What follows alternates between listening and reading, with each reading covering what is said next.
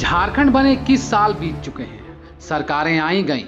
इन 21 सालों में झारखंड में बहुत कुछ बदलते देखा है। सियासत के गलियारों से लेकर लाल आतंक तक का तांडव झारखंडियों ने देखा है। हर सियासत के केंद्र बिंदु यहाँ के आदिवासी और मूलवासी रहे हैं। आदिवासियों को और मूलवासियों के नाम पर सियासतदान ना जाने कितनी बार झारखंड को लूट चुके हैं। जिन आदिवासियों और मूलवासियों के दम पर राज्य के सत्ता की बिसात बिछी, आज उन आदिवासियों और मूलवासियों की जमीनी सच्चाई जान आपके रोंगटे खड़े हो जाएंगे। पहले आप इन तस्वीरों को देखिए, फिर हम आपको बताएंगे कि यहाँ की जमीनी हकीकत।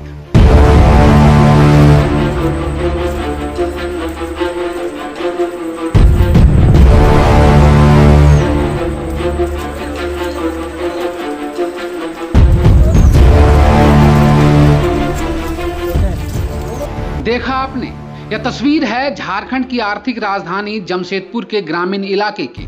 यह तस्वीर घाटशिला विधानसभा क्षेत्र के गुड़ाबांधा प्रखंड क्षेत्र के सबसे बीहड़ और दुर्गम गांव मटियालडीह का है। कभी नक्सलवाद के गढ़ के रूप में जाने जाने वाला गुड़ाबांधा क्षेत्र आज नक्सलवाद समाप्त हो चुका है, मगर विकास कहां है, इन तस्वीरों को देखकर समझिए। महज 1 किलोमीटर की सड़क बनाने के लिए भी सरकार, प्रशासन और स्थानीय जनप्रतिनिधियों के पास फंड नहीं है।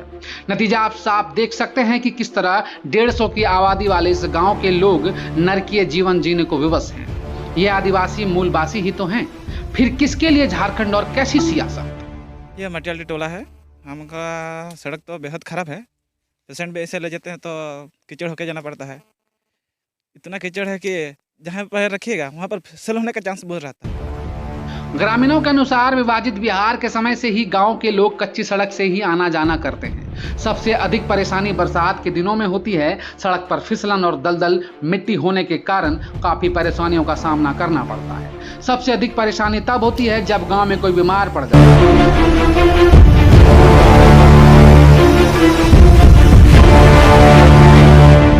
उसे खाट पर टांग कर मुख्य सड़क तक लाना होता है। 2 दिन पूर्व एक गर्भवती महिला को खाट पर ढोकर मुख्य सड़क तक पहुंचाया गया था। गांव में एक बीमार महिला है जिसे हर हफ्ते इलाज के लिए अस्पताल ले जाना पड़ता है। इसके लिए खाट के सहारे ही मुख्य सड़क तक पहुंचाना होता है। कई बार जनप्रतिनिधियों के पास फरियाद भी लगाई, लेकिन सभी चुनावी वायदे बनकर रह गए। चुनाव जीतने के बाद दोबारा गांव की तरफ झांकने भी नहीं आए। गांव के भीतर पीसीसी सड़क जरूर है, लेकिन गांव से मुख्य सड़क तक पहुंचने के लिए कच्चे और दलदली सड़क से होकर गुजरना पड़ता है। कई बार फिसलकर ग्रामीण घायल भी हो चुके हैं। कोई बीमार पड़ जाता है तो बहुत दिक्कत होता है। खटिया का सहारा हम लोग को बाहर निकलना पड़ता है, ठीक है। और दूसरी बात, परसों को एक डिलीवरी हुआ, डिलीवरी पेशेंट हम लोग ढालमू को लेके गए थे, उनको भी इसी तरह खटिया से लेके जाना पड़ा है।